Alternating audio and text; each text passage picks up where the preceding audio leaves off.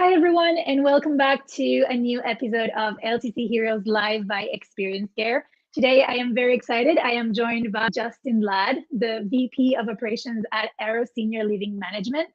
Welcome, Justin. Yeah, thanks for having me today. It's a pleasure. So, as tradition in this show, we always start with the long-term care initiation story. So please, Justin, let us know, how did you start working in long-term care and what kind of stuck out to you and made you want to stay in this industry? Sure. So I started out in the industry. I got my start in the industry actually when I was in high school. I was trying to decide where I wanted to go, direction I wanted to go in college. And so my grandmother was starting a journey into long-term care. And so she was in a nursing home for a few months. And obviously I had a lot of exposure to that experience. And so it really, it really pushed me in the direction of, hey, this might be something I want to explore further. And so I kind of had the mindset that I would like to go into some type of healthcare career, but I really enjoyed business. And so I remember going to a couple different colleges for visits, and I explained to a couple different advisors what I was looking for. And I ended up at Western Kentucky University, where there is a healthcare management program there. And the advisor said, I have a perfect solution for you. It's a healthcare management degree. And so I completed that degree and then went back and did an internship in with the organization that actually had several different layers of care. So I got a lot of exposure to assisted living, skilled nursing, group homes. I mean, tons of different exposure there. And so it was just it captured me. And here we are now. Gosh, I graduated 14 years ago from college. So here we are now. My path has been, I've had touched a lot of those different areas throughout my career that I had exposure to during my internship. And so here we are today. That's awesome. Do you remember what stuck out to you the most about this industry? What made you really want to stick around for the long term? I think it's just there. You meet so many people that care. That there's a genuine care. There's a genuine desire to do better in the world, and that I think that's why I'm still here today. Like this is, my responsibilities have changed a lot over the years, but the thing that hasn't changed is that we still want to just take care of those that live in the communities that we are responsible for. And so it just that captivated me. It's who I am as a person. I love taking care of others. And so it really does allow me to kind of live my own personal mission statement out every day through the work that I do. Yeah, I love that. And I actually have heard that from so many other people working in this industry as well. The care and the mutual love everybody has in this industry is really, really special, really unique to this industry, actually. So It it's really is. nice. It is. Yeah. So I'm interested in kind of like the lessons that you've learned from the industry. So what are some things that you've learned, whether it's professionally or personally, that you think if you would have worked in any other industry, you wouldn't have learned? Gosh, I think the biggest one is you just have to be okay with change. Like it change is inevitable. I think other industries like especially if you're thinking about service industries, like I'm sure they experience change. I'm certain that they do, but I just don't think it's on the degree to the degree that we do in this industry. It's and being you have to be so adaptable. Like it's in the moment, things are just changing so quickly. I know we are all still very much aware of COVID and all of the impact it had on us. But I mean, think outside of COVID, even before COVID, we were already creatures that had to embrace change. Like regulations were changing, the demands from our consumers were changing. Like it's just you have to be able to embrace the change, and you have to be able to work through it because it doesn't go away. And so I think that's the biggest to me. I mean, I have friends that work in other industries, and we often sit around and talk about our experiences in our careers. And yeah, they definitely have change, and they definitely have to work through change. But I don't think it's anything to any of the degree that we experience change in this industry. For sure. And that makes so much sense, because I was talking to another leader of the industry the other day, and he mentioned long-term care is pretty new as an industry. Like regulations are keep just changing, and we Right. all have like modules of reimbursement, and all of these things just keep evolving with time. And it's relatively new compared to like healthcare in general and the acute sector. So it's interesting what you just mentioned. So let's move on to Aerosenior Living Management. So tell us a little bit about you guys, what you do, and how you impact long-term care. Awesome. Well, we are an operator that operates in 5 different states. We have assisted living, memory care communities, as well as independent living. And some of our newer developments are the active adult, so the 55 plus individual that's looking for independent lifestyle. So we are a regional operator. We as I said, we're in 5 different states, so we have a heavy presence in Missouri, which is also where our home office is located, and then we also have a heavy presence in the Ohio market, specifically in the Northeast Ohio market. And then we also have a couple communities that are kind of on islands there in other states. But yeah, we are an innovative organization. We truly have some of the most unique core values that I don't know that they're just such a special part of who we are, and they truly are. It's often I tell people, especially when I'm interviewing someone for an executive director role, I tell them, like, when you join our organization, you're going to hear our leaders reference our core values so often. And it's a part of every decision that we make. If we're going to be making a decision that impacts the organization as a whole, we are going to reference a core value. And one of my favorite, this core value is my favorite, is transparency builds trust. I think it's easy to say that, but it's really hard to make that come to life. And we truly do embrace that core value in so many decisions that we make. And I mean, today, for example, I was on a call earlier where we're seeking the input of our frontline team members in decisions that will impact them and how they do their jobs. And we need to be transparent with them that we don't have all the answers, and we're not coming to this committee and this meeting looking to tell you what we're going to do. We're looking to hear from you and looking to get your feedback from the front line as far as how we're going to make the decisions here and to move this organization forward. So it's technology is a huge part of everything we do. It sets us apart, in my opinion, from other operators and how we embrace it. And I think the other piece that I think is such a cool piece about us is if we don't also hang on to technology just because it's what we do. I mean, we embrace the innovation, we try new things, we're constantly exploring new opportunities and seeing what's out there and what will work to take this industry to the next level. Yeah, I think it's interesting that you said that, like, the technology that sets you apart. Could you give us a little bit more detail on that? What is it about technology and the way you operate it at Aerosenior Living that makes you different and stand out? Yeah, well, I think there's a couple different things. Like in the fact, one of them that comes to mind right away is how we have how we embraced during COVID. We did not take an off the shelf approach to how we manage the guest and visitor and employee screening process. Our team collaborated with another organization that did not operate in this model previously, as far as, or in this industry previously, and collaborated on creating an innovative tool that would work for our community and for our residents and our guests and our employees. And like, it's such a unique way to doing things.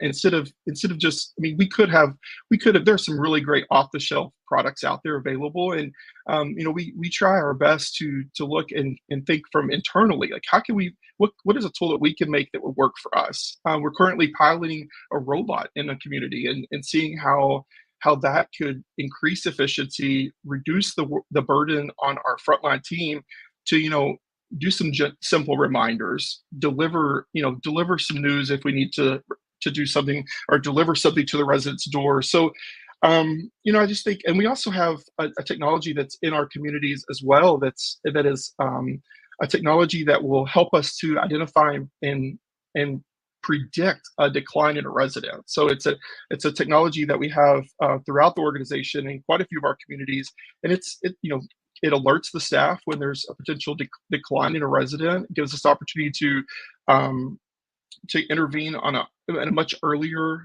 um, in much earlier way than if we were to wait until an event happened. So it's a much more proactive approach versus this, unfortunately, like a lot of what we've done in our industry as a whole is reactive. Like that's kind of the tools that we've had to work with up to this point. So we're constantly looking for ways in all every area of our organization, not just in care and not just in you know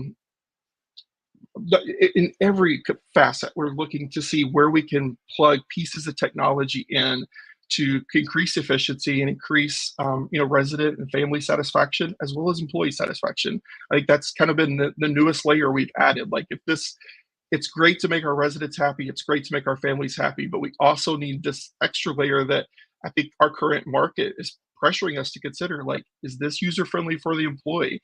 Is this user friendly for the team member that's going to actually be using this technology? And so I think we're constantly looking for every little way that we can plug those things into our organization. Yeah, for sure. And thank you for giving an example there. I think this is the perfect transition actually into our next topics, which is improving kind of the quality of care in long-term care in general. And I remember when we met a couple months ago, actually, it was the pre-chat call for this interview, you were very active and like advocate about kind of improving the quality of care and keeping that person-centered care very, very high. So I would love for you to give us kind of like some tips or some things that you kind of find along the way that works for you guys on how to improve kind of like the care in general and what's been successful for you at Aerosenior Living. Yeah, so this is a hot button for me, and honestly, it's likely because of my background in the skilled nursing world. So I lean on.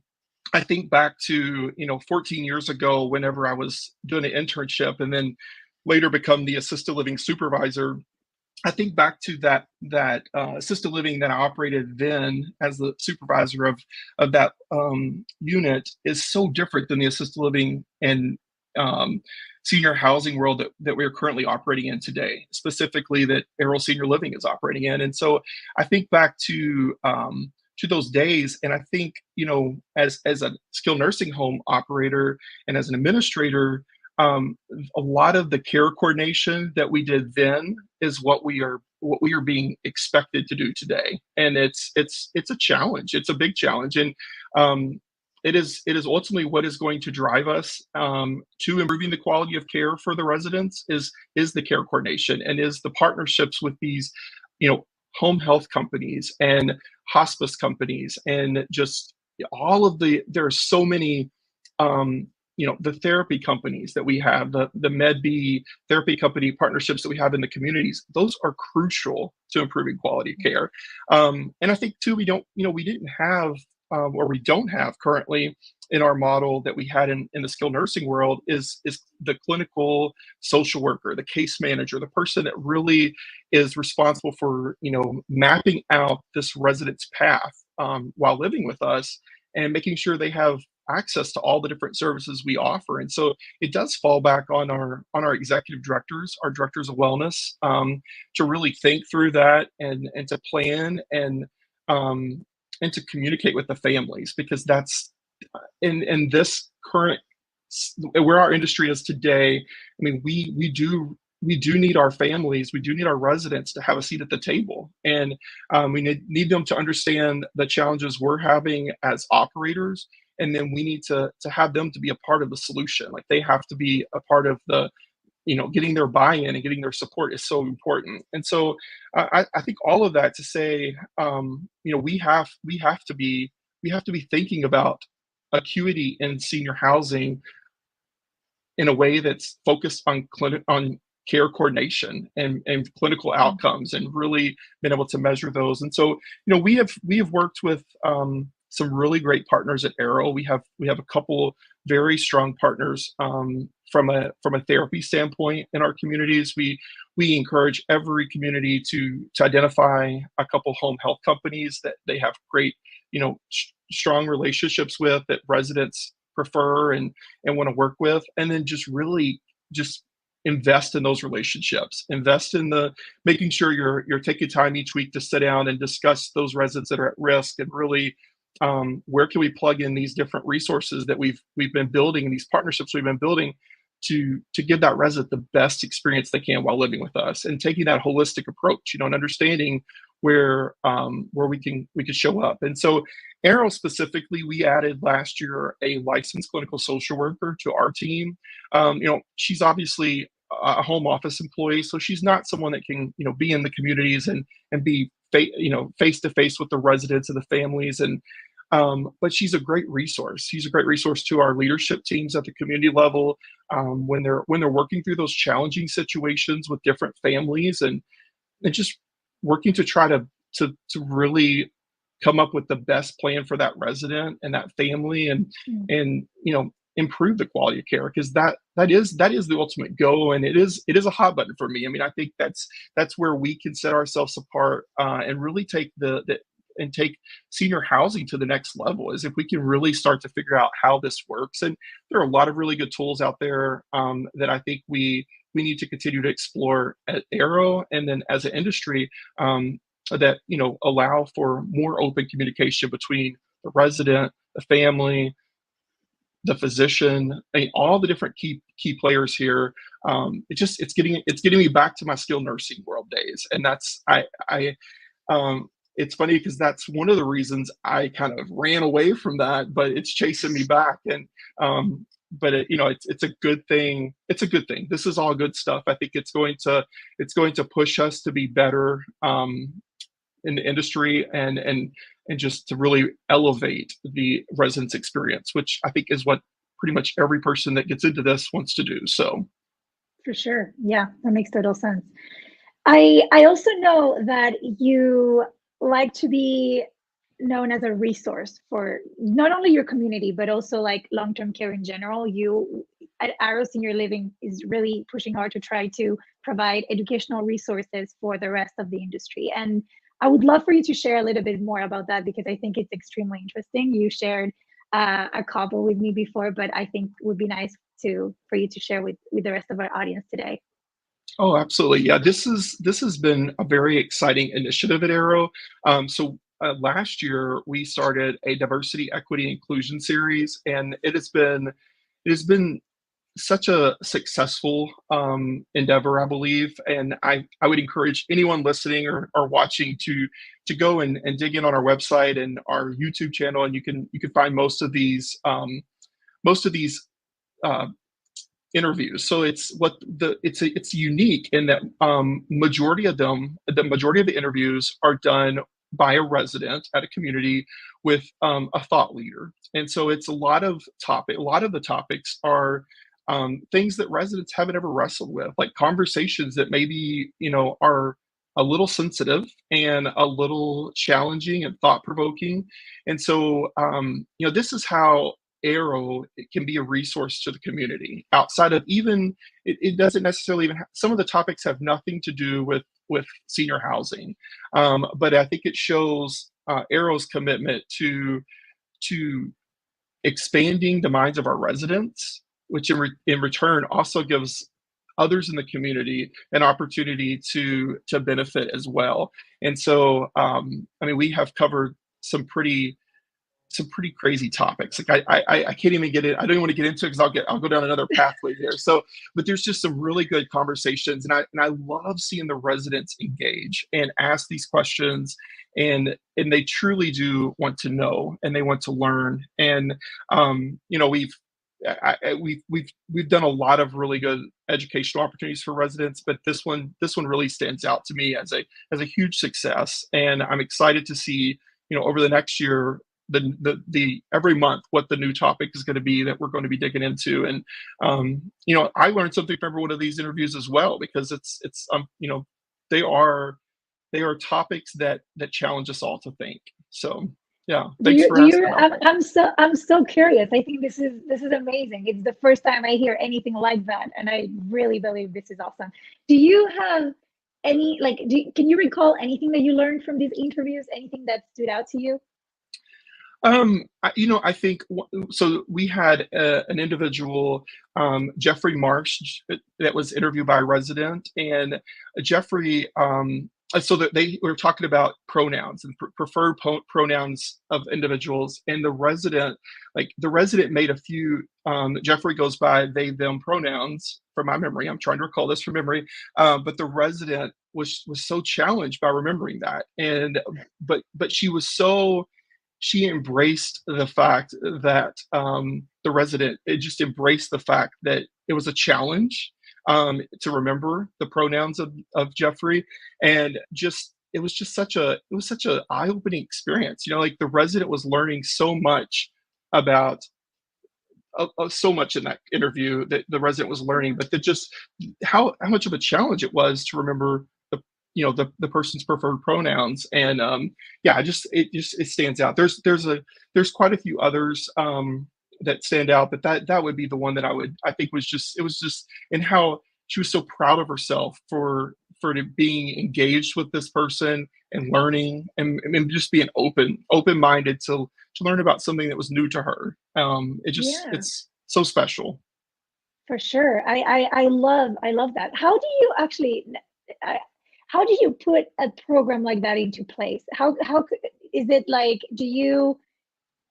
is it something where the residents can volunteer, or do you kind of pick the topics and ask them what would they want to know about, like learn about next? How do you kind of put together something like that? So I have to admit, I have not been a part of the planning piece as much, but I will say, from what I do know and what I do understand about how they arrive at the topics, like there's a team of we have a traditions council. The Traditions Council meets regularly through and as an organization, so they're looking for ways to honor different traditions, and it's not just these are traditions that are special to our employees, special to our residents, our families, and just like how do we as a company and as a community honor these traditions and make sure that we Yeah. are fully inclusive to all people. And so as far as the selection process goes, I am not 100% sure. I know our vice president of resident experience is involved in it, so I would assume that we are seeking out individuals that have an interest in the topic, and then giving them an opportunity to consider doing an interview. It's very similar to this format that you and I are doing today, Mhm. and then record the interaction and then share it with the world. So It's awesome. yeah, Congratulations to you guys. I think it's really cool. I do too. Thank So you. yeah. So moving on to our next topic, which is industry challenges, and more specifically after COVID. That we all know that COVID kind of had a huge impact in this industry and made any challenges that we had before COVID even harder now. So, Absolutely. is there anything that you have that that you deal with at our senior living in your day to day that you feel like you found? I mean, not a perfect solution, because I don't think there is a perfect solution, like a perfect recipe. Otherwise, everybody would know. But something that you guys are doing where you feel like it's helping or it has a positive impact that you could share with other facilities that are going through the same challenges. Yeah, so I mean, right now we are so focused on building career paths, and this is a conversation I like. It comes up every week in different meetings that I'm a part of. But I think that is like we realize, like I think everybody that is in this industry right now, we've been dealing with the front line, the great resignation, and we've dealt with all of like that's real. That's not it's not made up. Like that's real. I think that's the biggest fear that we have as a company, and one of the places we really want to put a lot of attention to is our leadership, our community leadership team.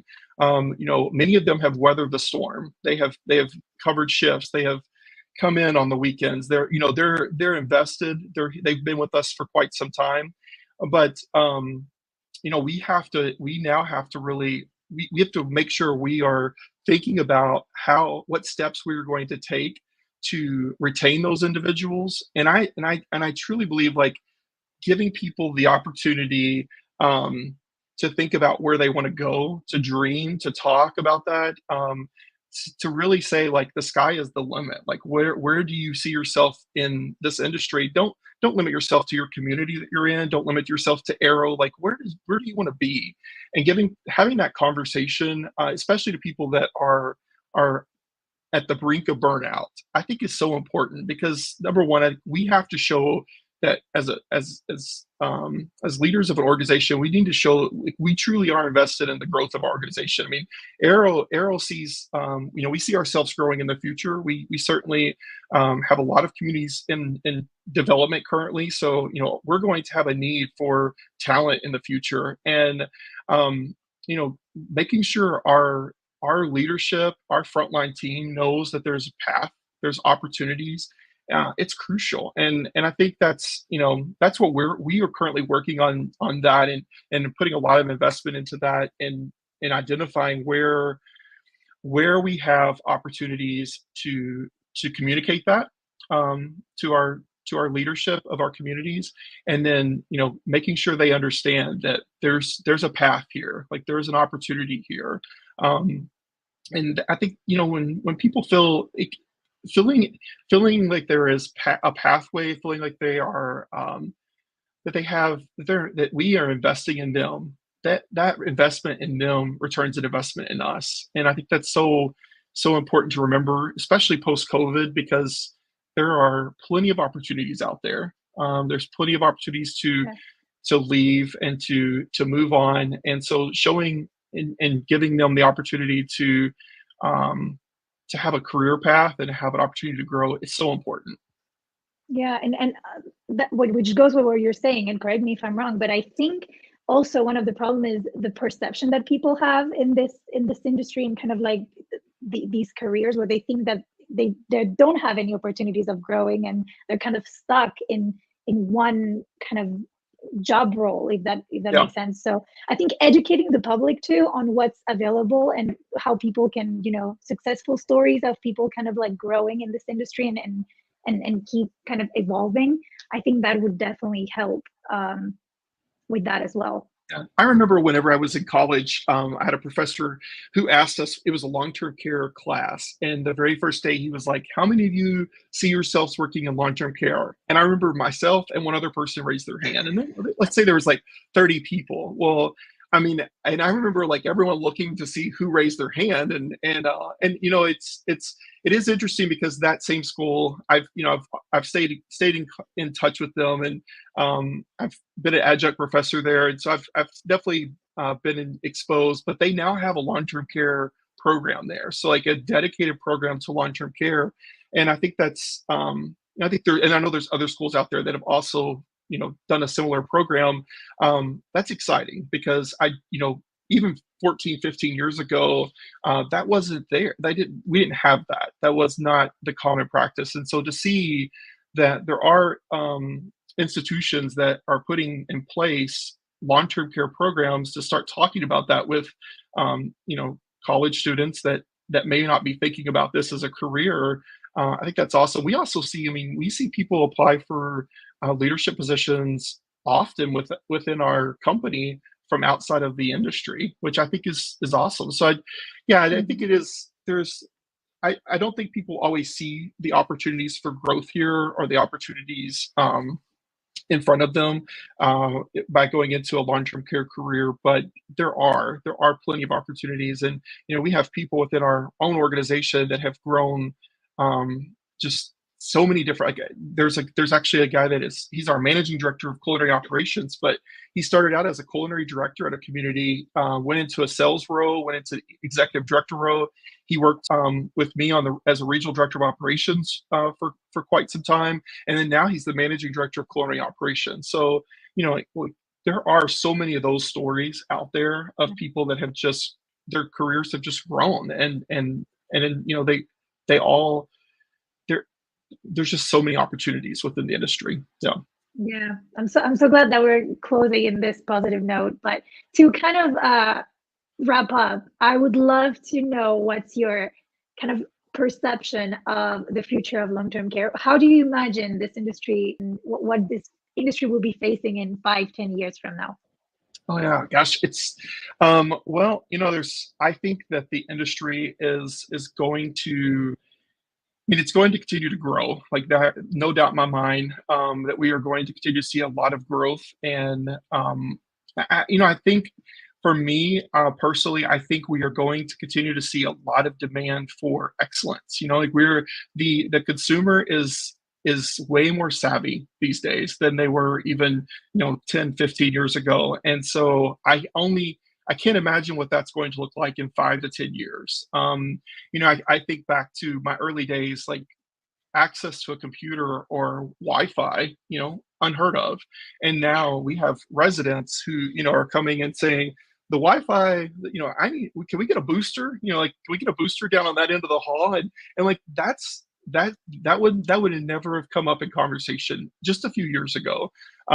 So, and I think COVID definitely pushed us further down the road on that because we did rely on technology to get us through those really dark times and being able to connect with family and connect with loved ones and all of that. But yeah, I just think that we're going to be a lot more efficient.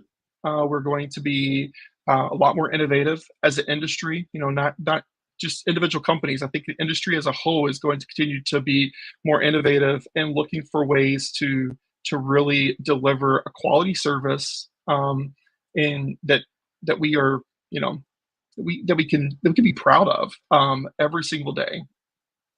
Yeah, that's exactly how I see it as well. So thank you so much, Jim, for joining us today. It was a pleasure to have you on. And for everyone else, keep in touch for the next episode coming up. Thank you, Thank, Justin. thank you so